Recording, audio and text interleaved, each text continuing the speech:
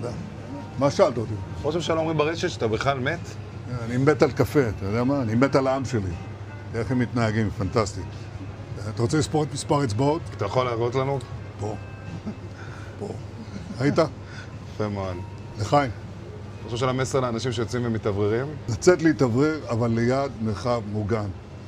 והעמידה שלכם היא מדהימה, נותנת כוח לי, לממשלה, לצה"ל, למוסד. אנחנו עושים דברים שאני לא יכול לשתף ברגע זה, אבל עושים דברים מכים באיראן חזק מאוד, גם ביום הזה, גם בלבנון, ממשיכים. אתם אומרים לי להמשיך?